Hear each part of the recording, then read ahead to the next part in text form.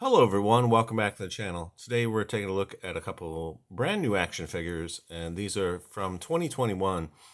And these are from this Olympus series that Hasbro has been doing, and they're more or less just statues because there's so little articulation on these. Basically, you have a spin at the shoulders, and then you also have articulation at the head. The head seems to be on a ball joint, as you can see, like you get side to side, you get spin, and you get front and back movement. But the rest of the figure is basically just one solid piece of plastic.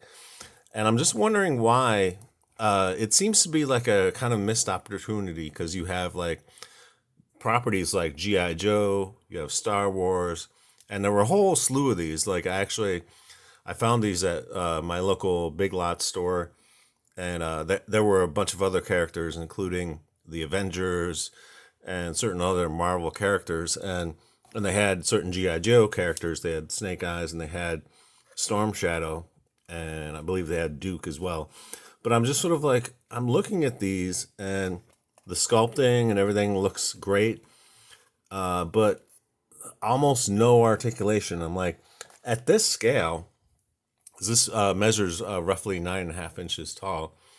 Why is there no, articulation at the hips, no articulation at the knees? And I'm a little mystified as to what's going on with these figures. And like, to me, it seems like a little bit of a missed opportunity, because I'm a Mego collector.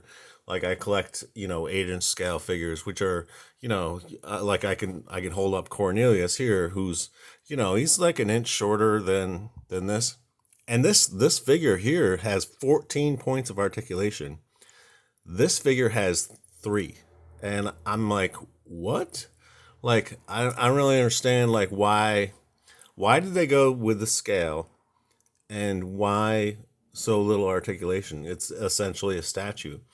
And whereas, which is only a few dollars more in terms of cost, because these run about $10 each. And this is, like 14. And I'm just sort of like, what a missed opportunity in terms of like doing something interesting. So I'm wondering what the strategy is with Hasbro, and I don't mind the fact that they're actually doing, multiple lines of characters, and from different franchises all on the same scale. I mean, that is essentially the Mego model that they did back in the 1970s, where they had DC characters, they had Planet of the Apes, they had all of these things all done in the same scale, and that's a fantastic idea. But why did they do this scale, and why did they just whiff on the articulation? Because these aren't really action figures, they're statues. So yeah, it's frustrating for me when I look at this, and even on the packaging, it's just so minimal. Like minimal effort is done in terms of like, telling the story of Snake Eyes. I see the G.I. Joe logo there, but like, it's so not what I would expect from a G.I. Joe figure. And again, in terms of like the look of this figure, it looks fantastic. I mean, the head sculpt in particular, the shininess of the armor, it all looks great. But then when you really get down to the nitty gritty of it, it's not what you really want from an action figure.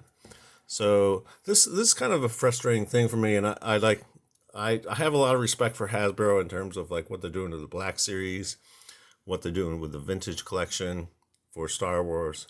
But I look at this kind of thing, and I'm scratching my head and trying to figure out what they're doing. So let me know in the comments what you think of these, if you've seen these, and what your opinion is on, what the strategy is here. Maybe they're trying to appeal to a younger audience, but I'll tell you what, most kids, they're not really collecting these things. They're mostly playing video games, and they're not really that much into action figures. So if the appeal is to collectors, which it seems like these would be, because the Mandalorian, when you produce an action figure for the Mandalorian, it's mostly going to appeal to collectors more so than it's going to appeal to kids. So I'm just, I'm wondering, what were they thinking? So that's pretty much all I have for you today.